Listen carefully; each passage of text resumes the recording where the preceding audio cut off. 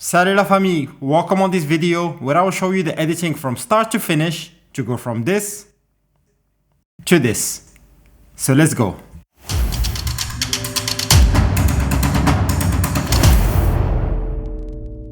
For this tutorial, we will be taking this nice picture of our lovely fitness model. If you are following me on Instagram, you probably saw a lot of pictures from this set, so I already shared a lot of them. And the reason why I took this picture as example is because I follow a lot the photography YouTube, and I see that most of the pictures that they're sharing the edits of is mostly the same thing. You always see editing of studio portraits, street portraits or things like that. And I think this type of picture that we have here is a little bit different, and it will show you a different perspective on how to edit and how to approach color grading and everything, rather than just the boring regular portraits that you see all the time on internet. So I will leave the Instagram of the model on the description, so please follow her. So let's go. So we are on Capture One. As you know, Capture One is my editing software of choice. So we will start first with the basic adjustments. So as you can see, the picture is quite dark. So the first thing I will do, I will take the exposure up. So let's say until here. Of course, it's a little bit too bright, but we will tone down things a little bit. The white balance is not perfect for me here, but I will do that later on when I start the color grading. Of course, this is a fitness model, so there is a lot of muscles, there is a lot of things that we want to show up on this picture. So the contrast should be high. So I will be putting a little bit more of contrast. So let's stay at 10. The brightness, we can see that the picture is already bright, and the saturation, we will be doing that later on. For the highlight, what I like to do is to go here on the exposure warning, so to see where we have too much highlights and where there is the clipping. So here we can see that the clipping is mostly on the window, which is not really bad because sometimes you want this kind of overblown highlights. So we will be reducing that, let's say around here. Because I don't want it to be clear. It's not something that I want you to see clearly. I want to have some brightness coming out of the window. So the second thing is the shadow. If it was a regular portrait, probably will be opening the shadow, but I will just add some of the shadow because the muscles, generally how to expose the muscles and show them in a picture is by having this contrast between the highlight and the shadow. So when you add highlights or you have a very bright area, you add a lot of shadow to show this separation. So when we added a little bit of shadow, it shows more her muscles. So here we have the whites, and so we will be adding a little bit of the whites. The same thing as I told you, so we will be trying to enhance a little bit the muscles.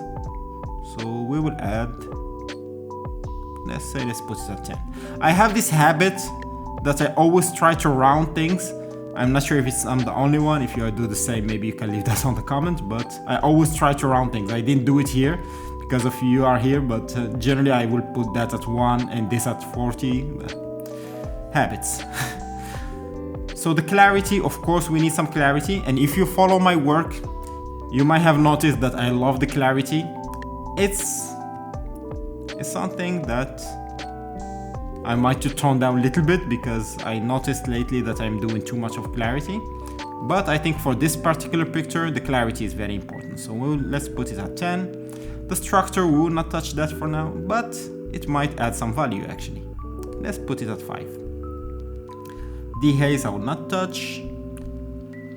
Here on the levels, so what I will be doing is that I will see what the mid-tones will do. So I think let's go to minus 19 or maybe minus 20. The highlight, I want to have this contrast, so I will add a little bit of highlight. So let's put it around here. The The darkness, I think it's already too dark, so I will not add anything on the blacks. So let's leave it like that. The curve are almost the same thing as the levels. It's just different ways of doing it. So I already played with the levels here, so I will not touch the curves. Here we have the color editing. I will not do selective adjustment to the colors for this picture. Of course, we might, let's see what, yeah, I think a little bit of red will be good. So let's add a little bit of red. The orange, I think let's not touch that for now. Maybe we can come back to that after going on the color balance. So we will see. I think the red, I like the red for now, but let's, what do you think? Add in a little bit of brightness, or let's leave it as it is for now. Okay, so this where the color grading magic of Capture One comes. So I really love this area here because you can control the shadow, midtones, and highlight in terms of color and also brightness. I know that Lightroom tried to mimic that, but for some reason Lightroom doesn't do as good of a job as Capture One when it comes to the color grading, especially those wheels. So the first thing what we try to do here is to give some mood to the picture, because we will be taking the picture later on to Photoshop. And what I like to do, because Capture One is really good at color grading, I try to have the basis on Capture One before taking it to Photoshop. So let's put the highlights. Let's have some red, some yellows on the highlight. Let's see how it looks. Let's put it like that. The highlight is, I think let's do something like that. The midtones, I will say let's put them at orange. Generally most of the pictures are sitting on the midtones. Most of the stuff are on midtones, so let's put the orange a little bit, and we will add a little bit of the orange. So we want to darken a little bit the midtones, and we will do the same thing for the shadows. So the shadows, we will bring a little bit of red, a little bit too much. Let's bring it a little bit too orangey, and we will add a little bit of darkness to that. Okay, yeah, maybe something like that. So let's see what was before and after that. So you can see we already gave a lot of mood to the picture, and if we do a before and after, you can see the drastic change that we did to the picture already. So now we can go on the colors and we can see what each thing does. So here we have the red, I think is good, the brightness of the red. So I can see that the red is mostly affecting her underwear and the things here. So I think let's bring them. Let's leave it like that. Okay, great. Let's see. Yeah, I think now the picture is ready to ship to Photoshop and continue the editing. So let's go here, edit with, and see you on Photoshop. Okay guys, so we are here on Photoshop and let's continue the picture that we started on Capture One. So the first thing I will do, and as I showed you on a previous video, I will go to my actions and I will activate my all-in-one action. So this is an action I created where it has all the layers and everything that I need, including the dodge and burn in, the frequency separation, all the color grading layers that I use. So everything is here. And the reason why actions are very important, first, they save you a lot of time. And the second thing is having the same things to do force you to follow the same workflow and force you somehow to have some consistency when it comes to your work. And consistency is something very important when you are a photographer. So let's click on this all-in-one. So it's asking me for the Gaussian blur. So this is for the frequency separation. I think 14 is good. We can see everything. So let's leave it at, let's put it at 16. Okay.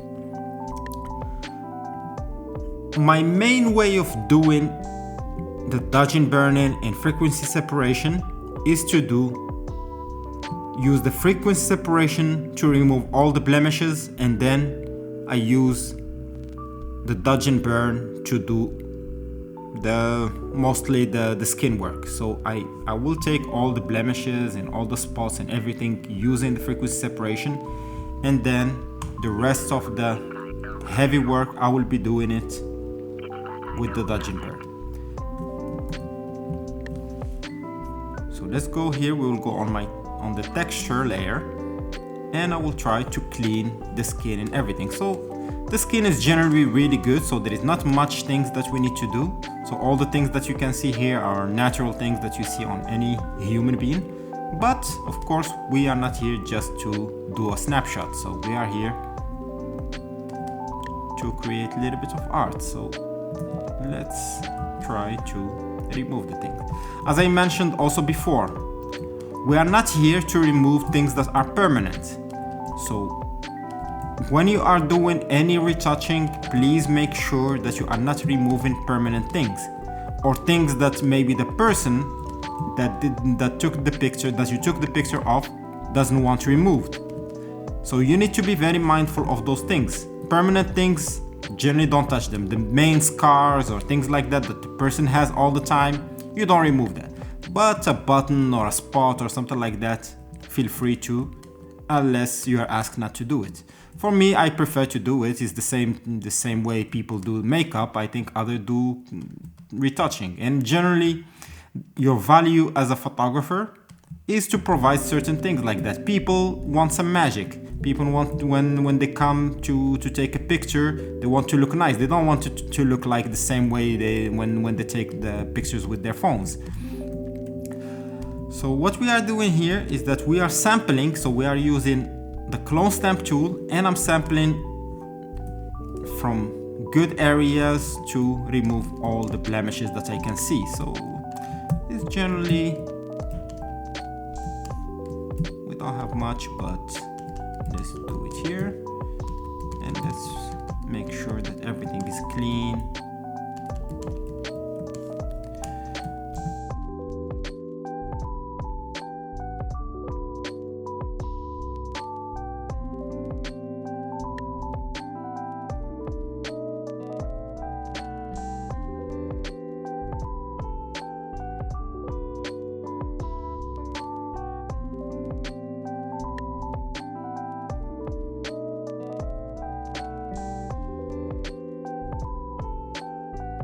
And I think we are done with the spot removal. Okay, so now we will go to the main part, which is the dodge and burn. The dodge and burn is what we will use mostly to do the skin work. So the first thing to do when we want to work on dodge and burn is to have the check layers.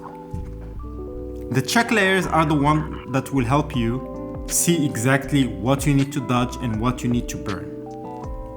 So here I use this method. I don't recall exactly how I did it, but it's just a gradient map with white and black, so black and white. And here we have a level. So I don't recall exactly, but I think you can find them on internet easily if you want to download that. So the thing that you see here is everything that is in black, it's actually highlight, and everything that you see in white is blacks or darkness or shadows. So what we want to do when we are doing the dodge and burn is first to smooth out transitions and also to enhance the contrast.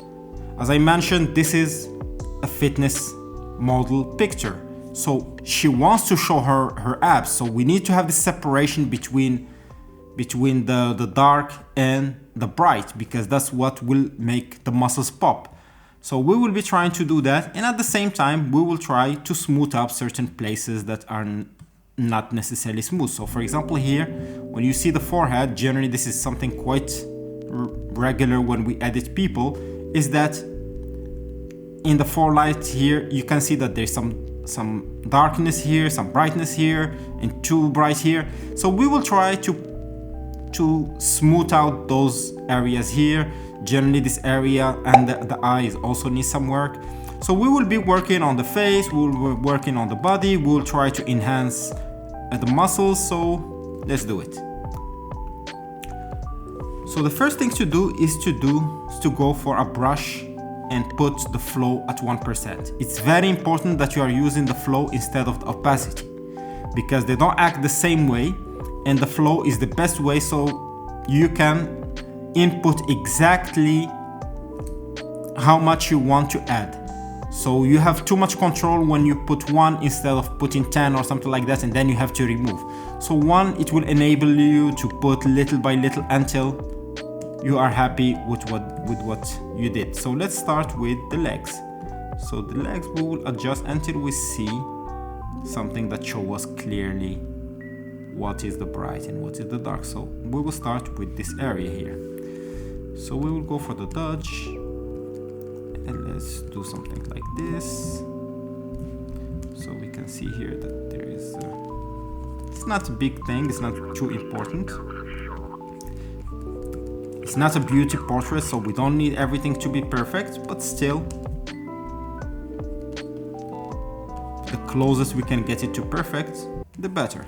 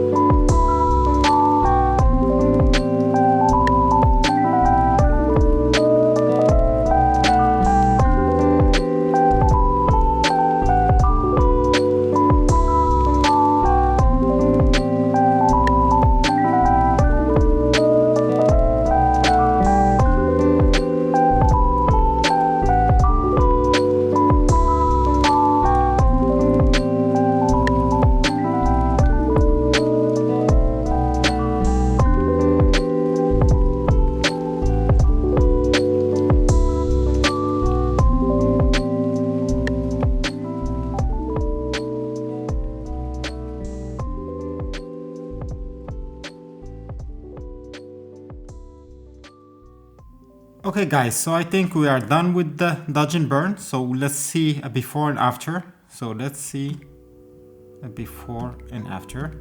So we can see that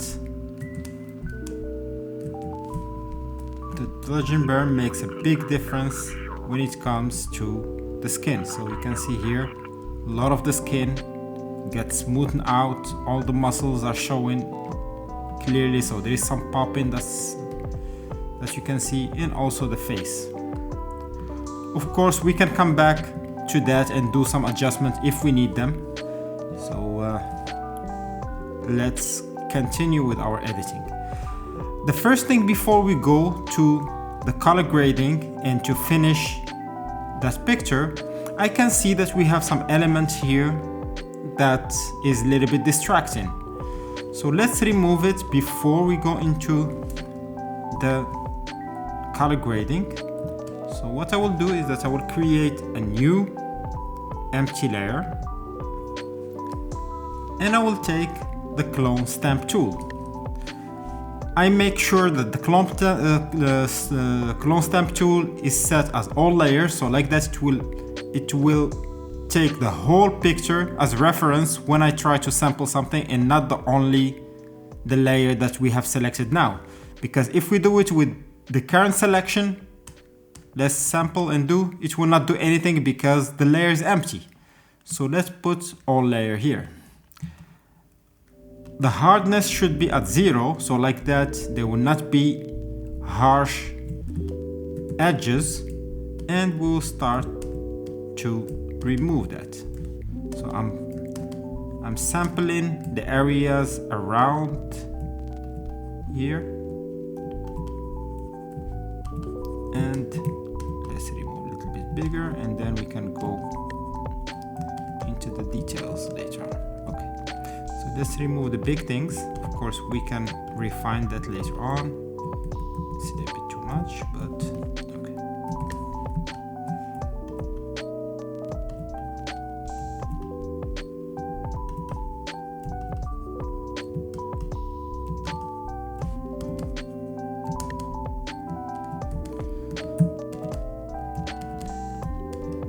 Of course, if you see something not looking good, keep in mind that we are zooming to 350, so you see more details that someone on Instagram will see. But of course, we'll try to refine it and do it as good as we can, because you never know where your pixels will end up. Maybe that picture that you don't necessarily look at as something good might end up in some magazine and all that, and if you didn't retouch it properly, those things might show up. So you never know where your pictures will end up, so just do a great job whenever you can. So we will try here to remove all the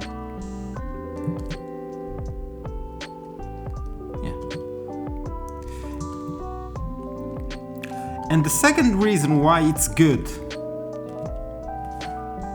to do the clone stamp tool on an empty layer instead of doing it on a picture directly is that this is easily editable. So you can easily delete that and get back what you removed. If you did something wrong, for example here I noticed that I got a little bit in the nose, I can just have an eraser and just delete whatever I did. So this is a non-destructive way of doing the clone stamp tool. So let's continue with our clone stamp tool here, and I think we did a very good job. I think let's see it as 100%, and I can see that the area here doesn't look really nice. So let's do a big brush, and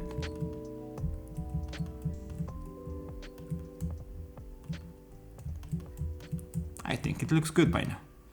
So let's see it at 100%. Yeah, I think it looks good. So let's see a before and after of that. So you can see we removed this distraction. And those are the details that make a difference between an amateur and a professional. Is those eye for those details. Generally, professionals, they don't like to have distractions on their pictures. So we are done with that. So let's see a before and after. So that's the before, that's the after, including all the skin retouching that we did and everything. So you can see a before and after. So now let's start the basic adjustments for the picture. So the first thing I will do is that I will enhance a little bit of the contrast. So I have this empty curve that I have some dots in it that I use for creating some contrast. So I will have a little bit of the dark points. So I darkened the darks. The mid-tone, I'll add it a little bit of the mid-tone, and the same for the highlights. So to create a little bit of separation, and later we will see a before and after to see if what we did is good. So I think it added a little bit of contrast to the picture. maybe a little bit too much, so I will reduce the opacity maybe to a 50%. So let's see now. I think just enough. The second way I really like to do the contrast with is using a black and white layer. So the black and white, there is a nice technique on how to enhance the contrast with it. So you go to normal and you set the black and white in a way that you like it. So I'll put the reds like that, the yellows, the greens bright, blues, the cyan, the blues also, I will put the blues a little bit, and the purples, we don't have so many purples. And after you finish setting up the black and white to some settings that you like, now you turn the layer into a soft light. And now you go back to 0 and you enhance little by little until you like the contrast that you see. So here I think we would put it at 9. And let's see a before and after. So the black and white does a really good job in adding the contrast. I think it's a little bit too much, so maybe we'll reduce it because we already added a little bit with the curve. So let's put it at 6. Yeah, I think at 6 it looks good. And now we will go. Oh, before we go to the color grading part, I can see here that her face is a little bit too dark compared to the picture. So what we'll be doing is that we will take a selection tool and we will select the head. And then we will click on the curve. So now we created a curve that will impact only the area that we selected, which is the head. So I will take this selection tool here and I will go to a place that is in the midtones, something that is not too dark, something not too white. So like that we will have something in the middle that will impact the whole thing. So I will bring it up until I like what I see. I think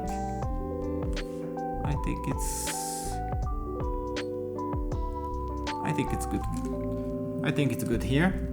So let's see a before and after. So you can see the drastic change that we did to her head brightness.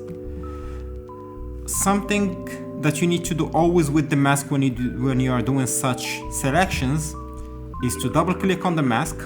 Oh, I think we triple click. So we click on the mask and we need to feather the edges a little bit.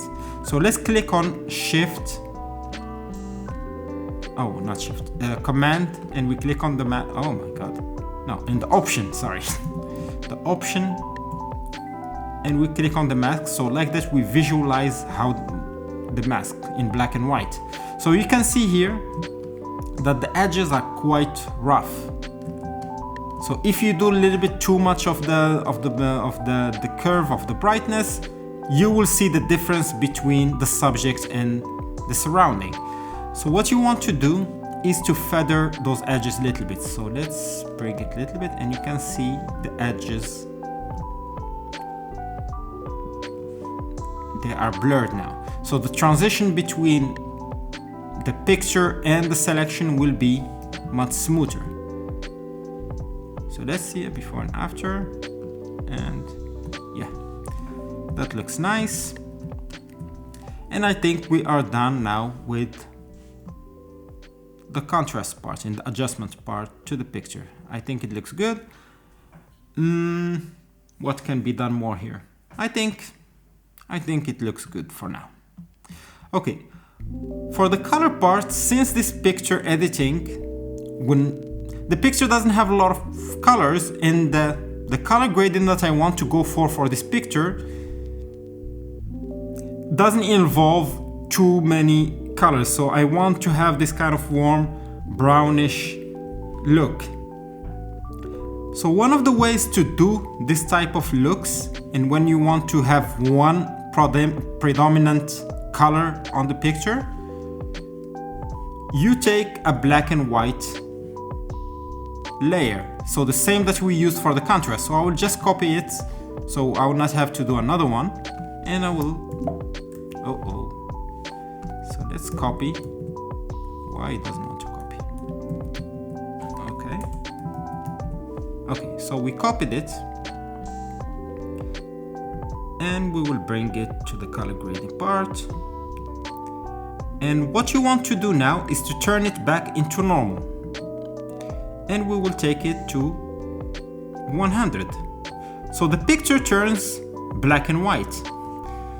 But what we will do now is that we will click on the tint.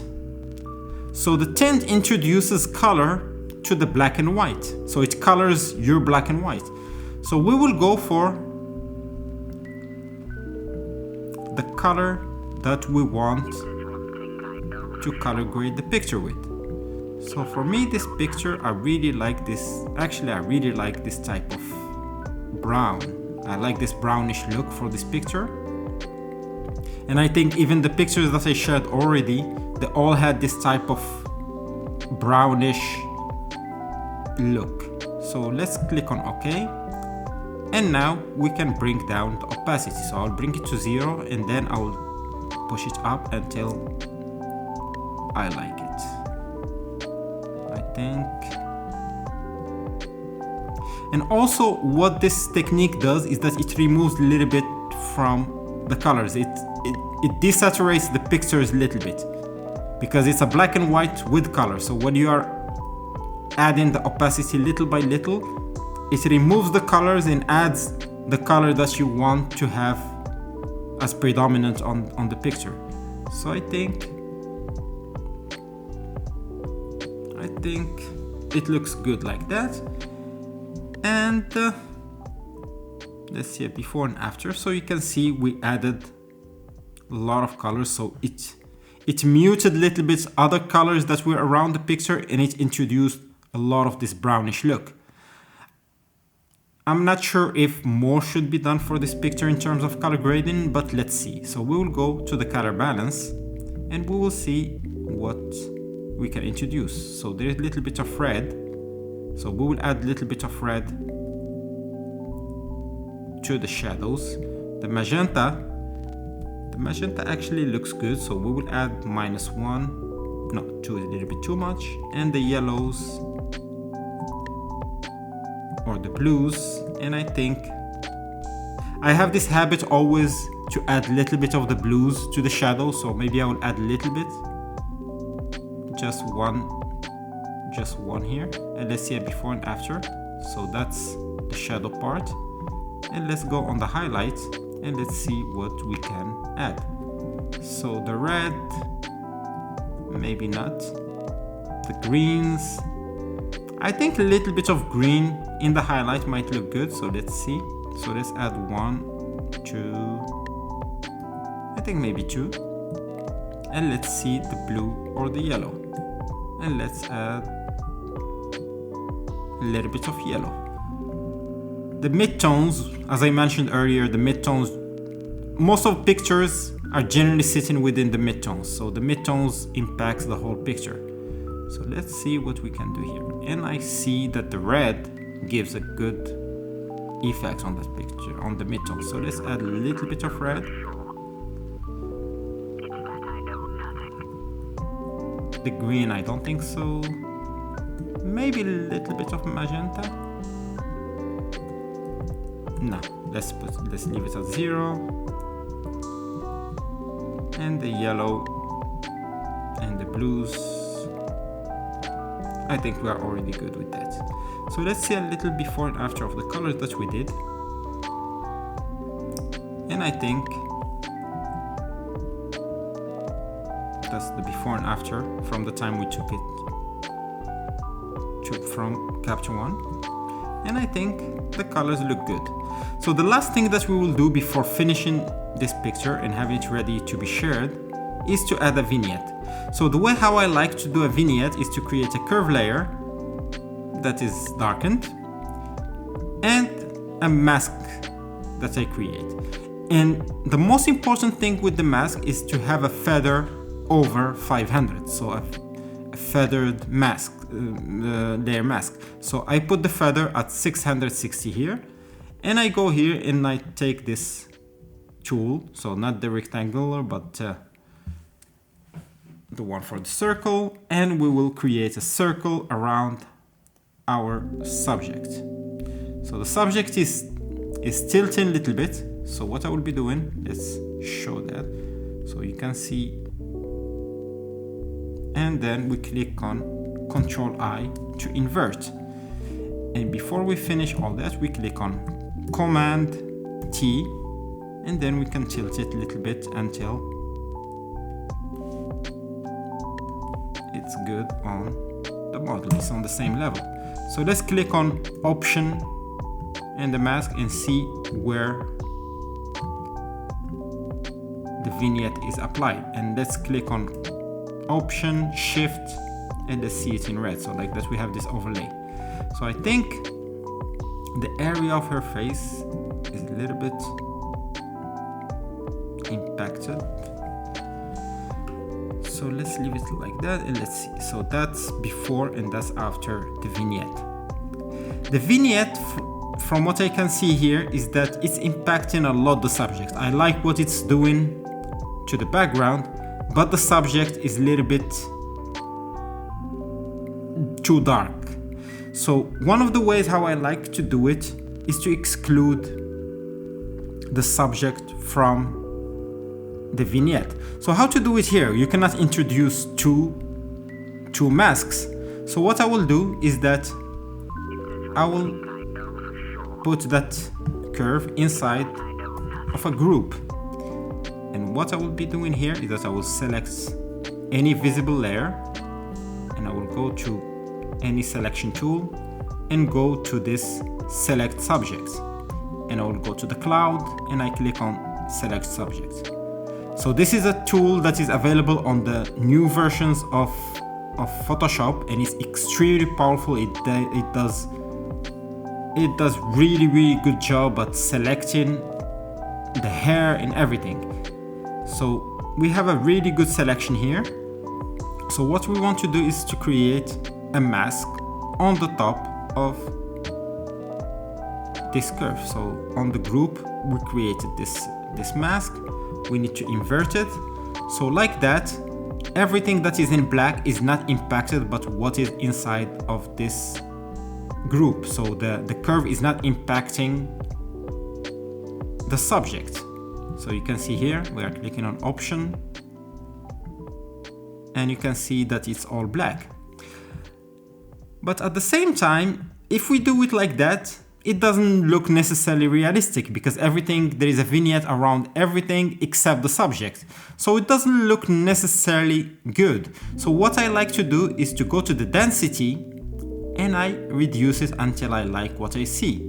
And what the density does is that it removes, it's like an opacity for the mask. So you can see here, it used to be black, so now it's at 50%. So you are introducing back some vignette into the subject. So let's put it at 50%, and let's see a before and after we did this feather. So this is without the mask, and this is with a 50% the mask. So with this technique, you don't impact the general vignette that you applied, but you control how much of the vignette will go into the subject. So with 50%, it looks much better than the 100% or without the mask. So guys, I believe we're almost done with this picture. So let's turn it into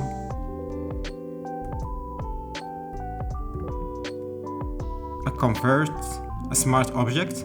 The reason why I like to convert the pictures into a smart subject is because when you do that, the picture is somehow compressed. When you save it, it doesn't take as much space as a normal TIFF or PSD that you save on your computer. It reduces something like 25% or something. Plus, when you have a smart object, you can at any time open it and edit again what needs to be modified. So you can see here, we can open it at any time and do an editing, and when saved, it will go back to the first picture. So that's all for this video. I hope you learned anything from it. If you have any comments about the techniques that I used, if you think that I'm doing something wrong or something right, please let me know on the comments, and see you on the next one. Bye.